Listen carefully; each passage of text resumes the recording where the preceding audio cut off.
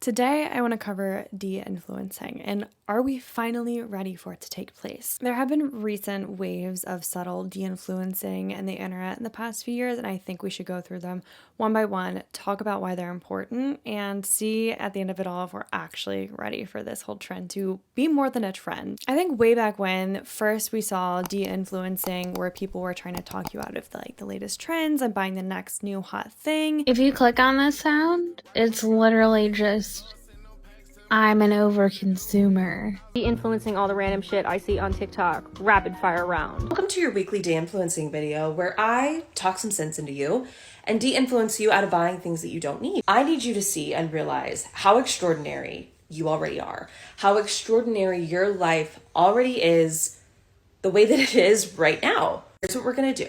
We're gonna get a grip. We're gonna close out all of our tabs. We're going to empty out all of our carts. We're going to stop trying to buy things that ultimately can't be bought. We're going to stop trying to be someone that we're ultimately not. It was really refreshing to see people say, hey, stop, think about this. What you own already does the same thing, because we don't need to be constantly buying the newest, shiniest object we can get our hands on. Then following that, we had the trend of underconsumption core. Now, this was under fire for having like a touch of classism attached to it, because some people simply don't have the choice to consume less. So some people's underconsumption is other people's normal consumption. It's just that what we see on social media and the norms that we see are just so incredibly skewed. This is how we've reached this point where, yes, regular, average, normal consumer behavior is seen as under-consuming in comparison to the extremes we've gotten used to. However, of the de-influencing trend and the under-consumption core hashtag trend, I do think under-consumption core took off in a bigger way, and we actually saw people actively rebuking consumer culture and kind of thinking before buying, their 40th Stanley Cup, and actually thinking like, hey, I can consume less because I already have these things, or I don't need to have the most aesthetic looking makeup brush collection or dishware or table settings, kind of mundane things that you're kind of pushed and forced into buying day in and day out that are aesthetic or nicer or newer. And people were like, I actually already own enough of this or something similar that is going to get the job done. I'm going to underconsume in terms of normal consumption on social media. And I think that is where, in my mind, the hashtag kind of like got lost in translation a little bit. I myself did partake in this trend once or twice, thinking in my mind it's the antithesis to overconsumption that we do see on social media. And I was excited for it. I won't lie to you. I really thought, okay, this is another wave of the de-influencing trend that we've seen. I'm really here for this. And I just, after further reflection, I was like, okay, I do see how this can be a little bit problematic and maybe not the best way to present consuming less. And most recently, I think this is worth noting, especially because it's in the fashion sphere, we've seen people tout the death of creative expression or the death of the creative style, personal style. Popular creators that I've seen cover this are Mina Lee, and then her video was covered by Nikki Riordan, and then we've also seen Drew Joyner. And it's 2024, like what's out, what's in for 2025 trends video. He also covered a little bit about the death of personal style and how like a style uniform is kind of the way to go. Personal style is dying, and that capsule wardrobing or kind of taking the thoughts out of styling yourself is becoming more popular in 2025. I just think this is like so exciting, this topic of people kind of like presenting the idea that creative expression and the creative individual is declining and the concept of a style uniform emerging to take its place. I really think that that's something a lot of people are excited about, because it's not something that we've ever been told to do or influenced by yet. So it's something new, even though it's something that I guess people in the 50s, 60s, like they've done, because that's not that was their only choice, but it was just like the easiest thing to do, free up kind of like mental and brain space for other things versus trying to like sew a new outfit every other week. Back in those days, before consumer culture was really rampant, it took so much more time and energy and investment to create a new outfit than it does now, when you can literally add to cart and get it in 3 to 5 business days. So de-influencing, underconsumption core, and a style uniform is all kind of pointing to normalizing out our levels of consumption, because I do think we can all agree we consume too much. There's something called an Earth Overshoot Day. So an Earth Overshoot Day is when you burn through more resources than the planet can like replace and replenish and provide. In the United States, we hit ours in March. Globally, it was hit in August, but that should tell you something that we're consuming entirely too much, and that it's probably a good thing that we're normalizing our levels of consumption through these trends. Rejecting consumer culture is just one part of it, and it seems to be happening very slowly. So it begs the question, are we ready for such a movement to take place? Or are we falling into yet another trend cycle? Are we going to be sold certain styles and looks of uniforms versus having abundant creative expression? Is this just another trend, another ploy, another thing that is a fad in the moment and seems really cool and we're really jazzed and energized about, and then we forget about in 2 weeks when some scandal pops up or another gate? One thing is for sure, though, consuming at the rates at which we consume not only puts strains on our finances, but it also puts strains on our relationships with each other by way of comparison and envy and greed. But it also definitely takes a huge toll on our planet, which I touched on very briefly. But just think about it. We're constantly playing the keep up game, keeping up with the Joneses. We're caught in a vicious cycle of consumption and wanting what we believe everyone else has. But really, it's not everyone else. It's just everyone that we see on social media. It gives us such a skewed view of the actual world that people are consuming outside of our little bubbles. This greed, this fear, and this envy are all an amazing fuel for overconsumption, because we're ruled by these emotions and thinking that if I want people to see me a certain way, then I need to spend money a certain way. If I want to have what they have, I need to buy what they have. If I just want more, then you're just going to keep buying more. Again, these emotions are great for overconsumption, but it seems like we're out of touch with them and we don't really realize that that's even happening, and we're being very mindless when we consume. Mindful consumption hasn't really taken place as a movement or a trend yet, but there are definitely plenty of people who partake. If you've ever seen like a no buy challenge or buy nothing group, there are definitely communities out there that advocate for mindful spending and kind of getting in touch with why you're buying this crap. I digress. Not only are we relating to one another in a very distorted manner thanks to social media and the age of globalization and the age of information, everything is at your fingertips. No one's showing off the mundane day-to-day anymore, or like being relatable or anything like that. That's not the goal. It's aesthetic. But we are also entirely dissociating and neglecting the effects that our consumption has on this planet. And I mean, we see it all the time. Like, we just think that we can infinitely create on a planet that only has finite resources. Not only is this like illogical, but it's factually impossible. We cannot continue at this rate without some sort of negative effect.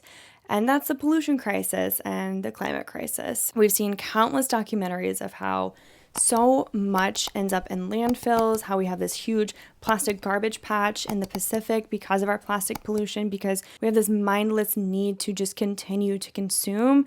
And I'm not saying like any one person is to blame. I don't think influencers are the people we should be pointing our fingers at and blaming. I think it takes a little bit of introspection, but also, how are these influencers even able to make this much money? It's the industry as a whole. I do think they contribute to this idea of chasing the next new thing, but there's always a new thing. There's always going to be a next shiny object that we're going to want to possess and have and show off to our friends and family. Truly, there are countless documentaries, docuseries, things of that nature that we've seen. We know why we've gotten here, and yet we still are like in the clutches of this over-consuming, overspending cycle that's not making anybody happy. I'm going to leave like a few resources and links down below if you guys want to check out some documentaries. But I'll leave like the titles of them down below so you guys can just like take in how big of an issue and an actual crisis that we're in because of our overconsumption.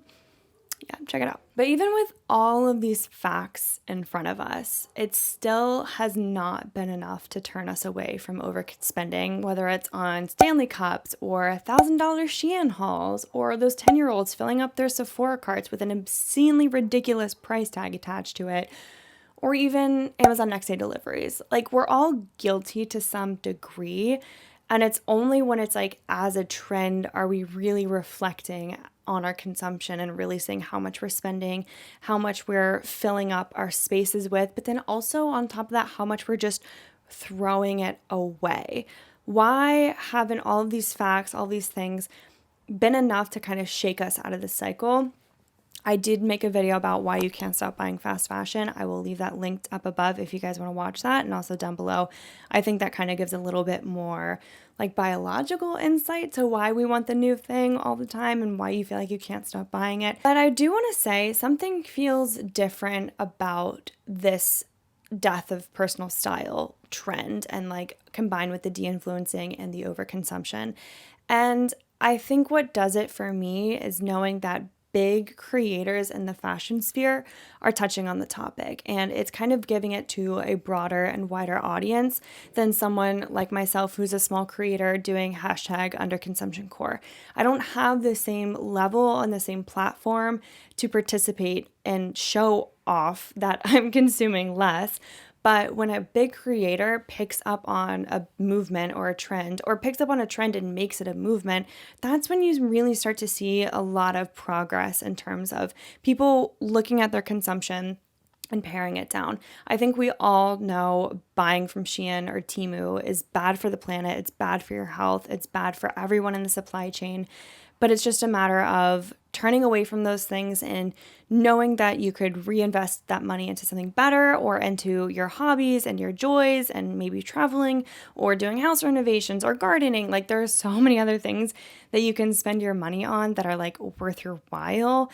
But I just think, again, sorry, totally got lost there. But yeah, having fashion creators, like big fashion creators, pick up on this just makes it feel a bit more widespread and like in the collective conscious, like everyone's kind of talking about this and thinking about it, and it's encouraging. Like Drew Joyner even denounced trend cycles. It is that 2025 will be the year that the single trend that dominates the year, it will be the end of that trend. Basically, that 2025 will be the end of trends, which I do find to be an exciting prospect. I would love to not keep up with anything anymore. At the end of the day, fashion is one of the largest polluters on this entire planet, from manufacturing it, dyeing, textiles, sewing, the waste that comes from that, to shipping and transporting it overseas and then trucking it to warehouses and then to your door.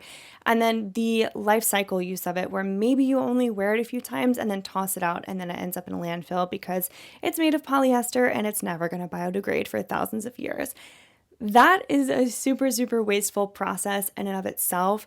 But I think what's really exciting is that we haven't seen like a de-influencing or normalizing consumption in the fashion sphere in the social media age ever. I've never seen something like this, where we've seen 3 trends in the past year or so kind of pop up one after the other and kind of have people introspect and look at their consumption in a different light. Secondly, as I just touched on, these trends keep reemerging.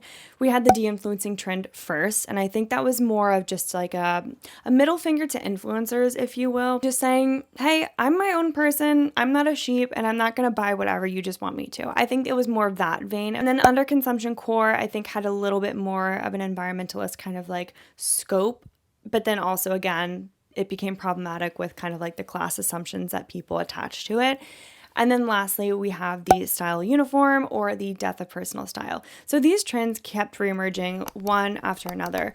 I do think it's worth pointing out, though, social media platforms probably don't want these trends to really take off and become more of a movement, because that's going to hurt the return on advertising dollars that people spend on these platforms. If you're paying an influencer $1,000 for a story post and you only get 5 purchases through that link, is that really going to be worth your money, worth your advertising, if all of a sudden consumers are on an underconsumption core, or, no new shopping ban?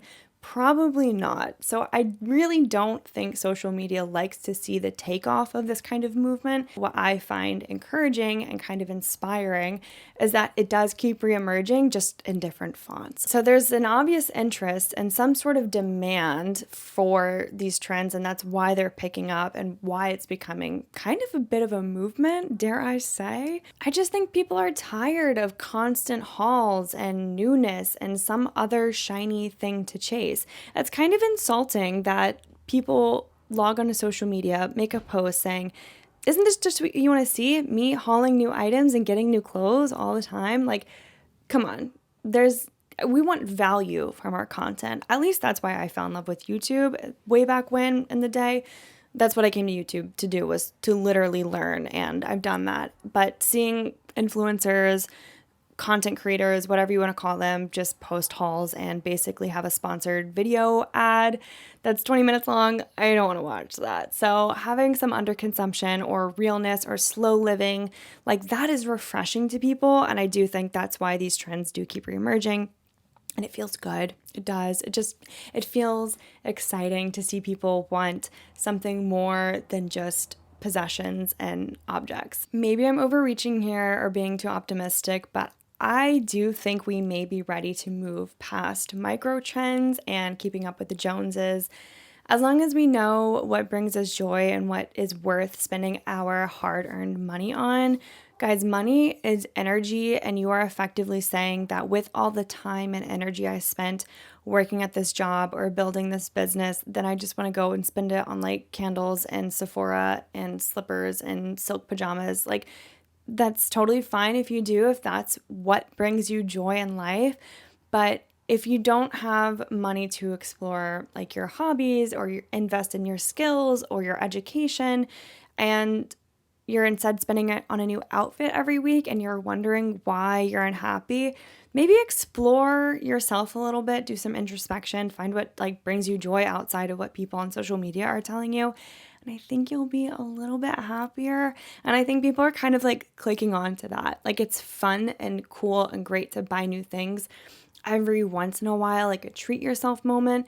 But again, if you're buying a new outfit every week, every other week, once a month, and you're just like wondering where your money has gone, I think we both know, if you looked through your bank statement, a lot more would be spent on shopping than you'd like to admit. If we can take the time to evaluate how our money can work for us instead of just being something that we spend and get rid of and think that's going to bring us happiness or social acceptance, then we're doomed to fall into whatever trend cycle rears its ugly head. I guess what I'm trying to say is knowing our true selves is kind of the only way to find joy and happiness outside of what everyone else is telling us will bring us joy and happiness. We're tired of links. We're tired of storefronts. We're tired of tagged products. I want to see realness. I want you to teach me something. I want to learn something from you. I want to communicate. I want to have a dialogue and a community and exchange thoughts and opinions and knowledge and just be human. I think that at the essence of what like influencing is, it's kind of like tapping into this fake idea of community and then being like, if you buy this thing, then we're alike in some way. And that's just fake. And I don't know, I think we're kind of ready. We're moving past it. We're fatigued. We're done with all the options of what to buy. And we just like want humanity back. Don't get me wrong, globalization has, had its benefits, had its perks, but I think we're just ready to move on from it. And that's why seeing this trend reemerge so many different ways and different times, I do find encouraging, and I do think we're on the right track. I'm going to leave linked at the end of this video my sustainable style series. It's similar to this, where I sit down and talk to you guys about, is this sustainable? Is it not? What should you buy? How do you find high quality clothing? Just because it's kind of in the same vein of this video and sustainable fashion, I think you'll really enjoy it. The algorithm is also going to recommend you a video by me, so stick around to see what that is. If you guys like this kind of video, let me know down below. I messed with like my camera setting and I'm using a mic today, so we're gonna see how this turns out, but I was really energized and jazzed about this topic when I saw people talking about 2024 and micro trends and like leaving them behind. I was like, yes, I need to get on this. And thanks for letting me talk. I want to have a dialogue and a discussion down below in the comments. So if you have any other thoughts on this or something that I missed, maybe go ahead and comment down below. I always answer back my comments. I definitely read all of them, if not respond to all of them.